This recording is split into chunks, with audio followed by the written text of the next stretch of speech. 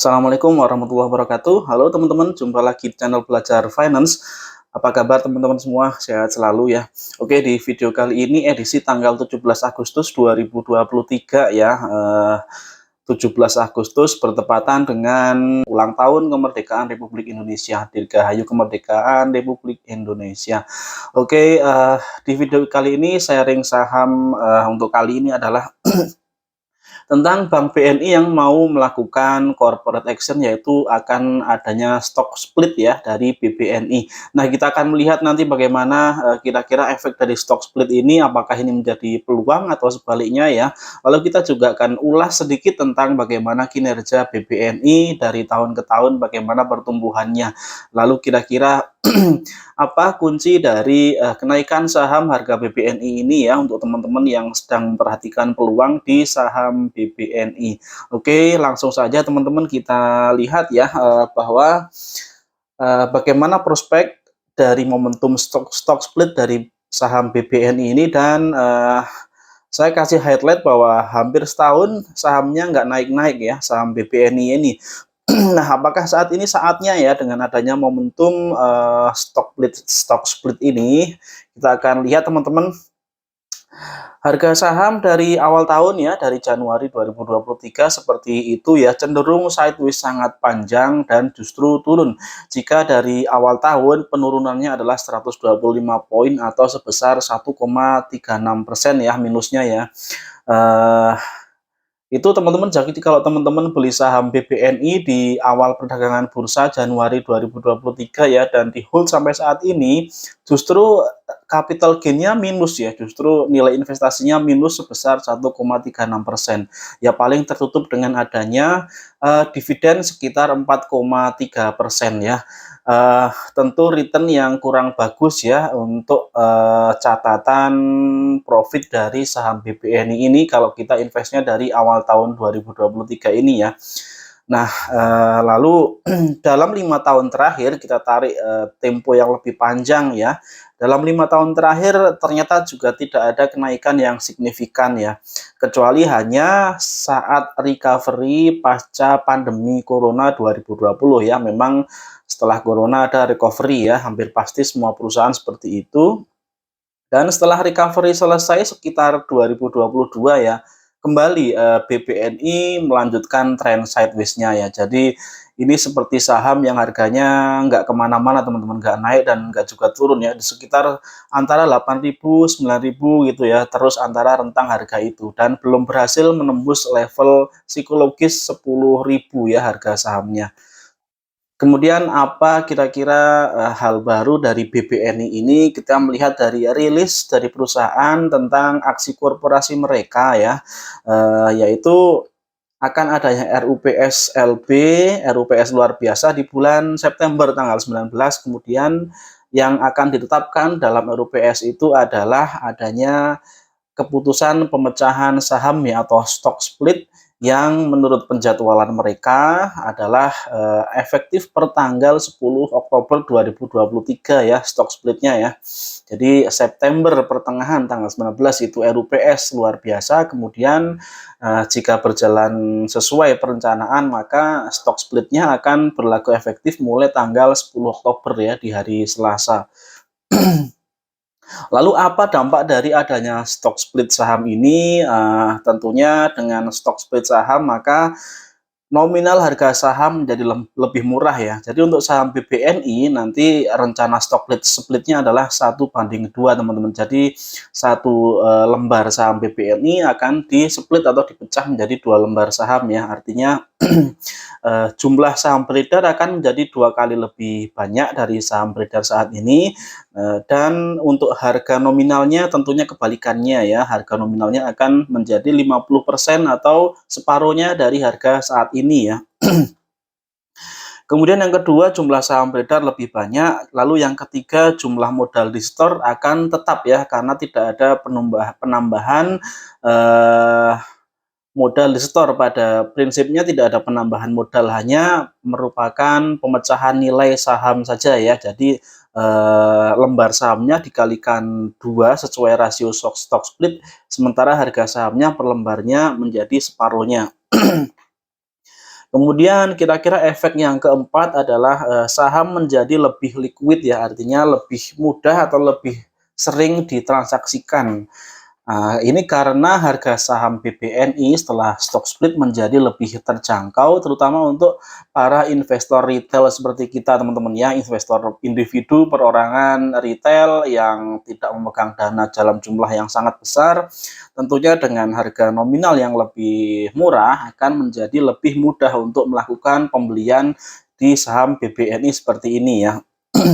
Seperti kita ketahui harga saham BBNI saat ini di 9.100 ya di penutupan perdagangan tanggal 16 Agustus 2023 atau di sekitar 9 ribuan harga sahamnya saat ini, dan saat efektif stock split nanti harganya menjadi 9.500-an per lembar sahamnya, atau dengan harga yang ditransaksikan per lotnya tadinya 900 ribuan ya, saat ini ya 900 ribuan per lotnya menjadi 450 ribuan.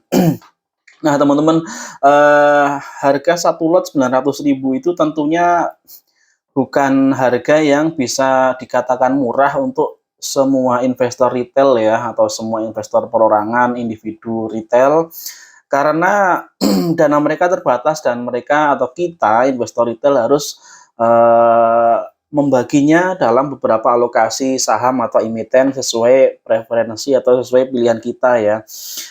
Mungkin katakanlah dalam sebulan kita rutin menabung saham, katakanlah ada dana yang tersedia mungkin 1 juta ya, minimal barangkali 1 juta nominal yang bisa kita sisihkan, atau 2 juta per bulannya, maka dengan harga yang sekarang saham BBNI 900.000 tentunya tidak akan ada sisa dana yang bisa kita belikan untuk saham yang lain nih ya. Kita belikan saham BBNI 900.000, kalau anggaran kita hanya 1 juta, maka hanya misalkan 100.000 tentunya akan susah untuk kita alokasikan ke saham yang lainnya ya, kurang fleksibel untuk pilihan saham yang akan dibeli di pilihan kedua selain saham BBNI ini.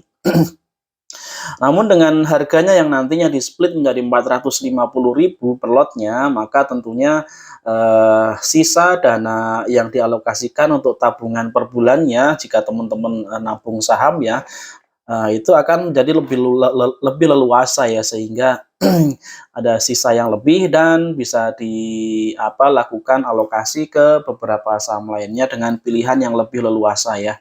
Itu terutama dampak yang paling terasa untuk investor retail ya. Dan saham BBNI sudah lama sideways ya, harga sahamnya nggak naik-naik. Nah, kira-kira kenapa? Apakah karena perusahaannya tidak tumbuh atau bagaimana? Kita coba lihat tentang performa keuangan dari perusahaan ya. Kita lihat dari sisi asetnya dulu teman-teman. Di grafik bisa kita lihat dari tahun 2018 sampai dengan 2022.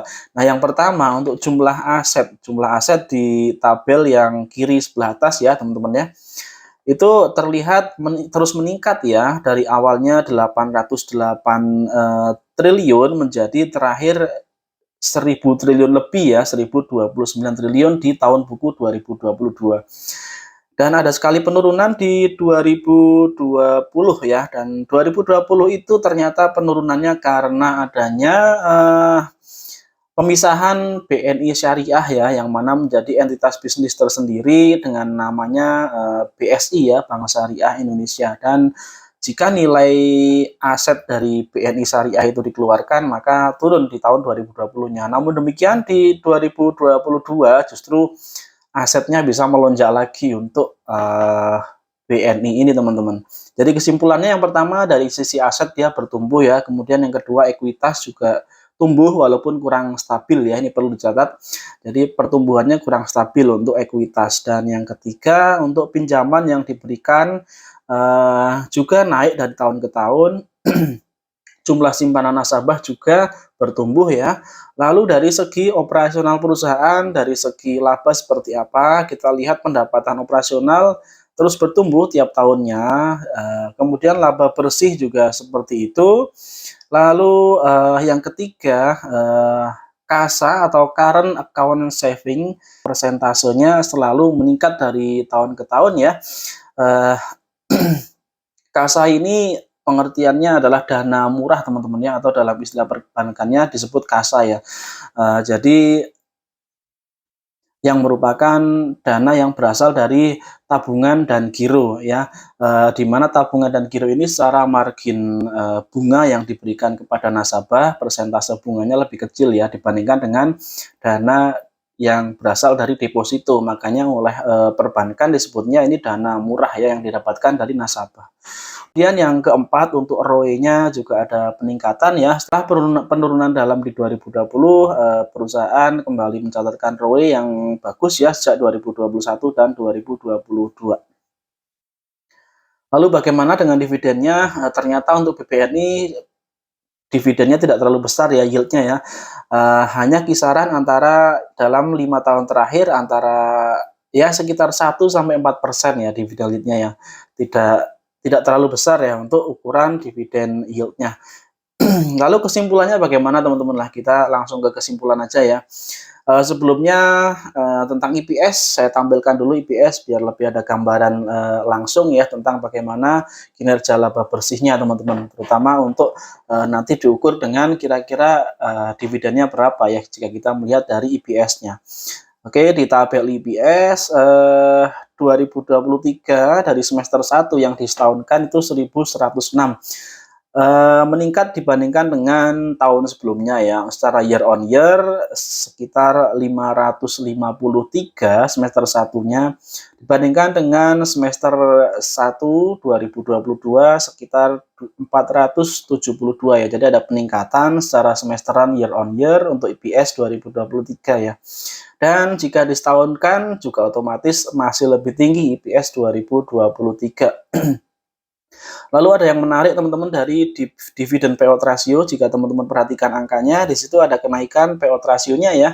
Sebelumnya 25% dan di tahun buku 2022 ya, tahun buku terakhir itu meningkat menjadi 40%. Apakah ini ada hubungannya dengan kebijakan secara politis bahwa Kementerian BUMN menargetkan pembagian atau perolehan pendapatan negara dari dividen BUMN yang lebih besar ya untuk tahun-tahun sekarang ini. Nah, mungkin itu ada kaitannya ya. Oke, kemudian valuasinya PBV 1,2 masih cukup oke. Kemudian ROE-nya 14,8 masih oke juga ya. Nah, kesimpulan yang pertama adalah bahwa sekarang ini ada peluang untuk saham BBNI harganya akan naik ya, terutama adanya momentum stock split dari sahamnya itu. Kemudian yang kedua, perusahaan ini Bank BNI adalah bisa dikatakan perbankan yang kinerjanya tumbuh teman-teman ya. Walaupun harus diakui BBNI kalah favorit dengan big bank lainnya, katakanlah Bank BCA, kemudian Bank BRI, kemudian Bank Mandiri ya. Nah, BBNI ini di mata investor maupun trader masih kalah favorit dibandingkan dengan 3 bank besar tadi ya. Sehingga harga sahamnya juga belum begitu diapresiasi oleh market ya. Dan jika kita kaitkan dengan kinerjanya sebetulnya ada kaitannya juga ya, karena memang kinerja BBNI pertumbuhannya tidak sebagus dibandingkan dengan 3 bank tadi. Pertumbuhan laba bersihnya tidak sebagus Bank BCA, Bank BRI, dan juga Bank Mandiri ya. Silakan teman-teman cermati. Di video saya sebelumnya sudah sempat saya upload tentang perbandingan 4 bank ini ya. Mungkin teman-teman bisa cari lagi videonya. Kemudian yang terakhir kesimpulannya adalah untuk investasi jangka panjang atau long term ada peluang lonjakan harga yang tinggi ya, namun untuk kestabilan pertumbuhan nilai investasi masih lebih bagus misalnya Bank BRI dan Bank BCA ya. Jadi kalau teman-teman berencana untuk invest jangka panjang di Bank BNI, barangkali di sana ada peluang kenaikan harga sahamnya yang cukup tinggi memang, atau capital gain yang cukup tinggi bisa didapatkan dari BBNI ini ya. Namun dari segi kestabilan pertumbuhan kinerja yang otomatis juga terrefleksikan dengan terrefleksikan juga dengan kenaikan harga sahamnya secara stabilitas dan konsistensi kenaikan itu masih kalah jika teman-teman bandingkan dengan Bank BRI ya misalkan ya yang sama-sama BUMN ya. Bank BRI baik secara pertumbuhan kinerja maupun secara harga sahamnya terus naik grafiknya ya, naiknya teratur sekali, bagus sekali. Jadi untuk ketenangan dari segi investasi sebetulnya lebih tenang kalau teman-teman taruh di Bank BRI ya dibandingkan dengan Bank BNI ya. Hanya memang kalau teman-teman mungkin ada conviction tersendiri, ada keyakinan tersendiri bakal ada lonjakan harga sahamnya di BPN ini, ya mungkin ini lebih menjanjikan ya dari segi, kalau teman-teman bisa menentukan momentum yang pas ya di saham seperti Bank BNI ini ya. Contohnya seperti seperti kemarin di Bank Mandiri ya, bahwa setelah lama sideways, kemudian mulai bulan Juli ada kenaikan yang cukup tinggi dari Bank Mandiri ya, dia tembus di atas 5.200, kemudian di atas 5.500 dan seterusnya. Setelah sebelumnya kenaikannya belum terlalu eksponensial, belum terlalu, teratur ya kenaikannya untuk Bank Mandiri. Nah, mungkin momentum stock split saham Bank BNI ini bisa menjadi, katalis positif, menjadi momentum untuk bahwa harga sahamnya akan segera naik untuk harga saham BBNI. Kita lihat saja nanti, mudah-mudahan ya teman-teman yang sudah taruh di BBNI bisa cuan ya, bisa sukses ya. Oke teman-teman, itu saja untuk saham kali ini tentang BBNI ya. Terima kasih yang sudah nonton. Kalau teman-teman suka silahkan di like dan di subscribe channel ini agar semakin berkembang. Terima kasih yang sudah nonton. Mudah-mudahan bermanfaat. Kita jumpa lagi di video berikutnya. Wassalamualaikum warahmatullahi wabarakatuh.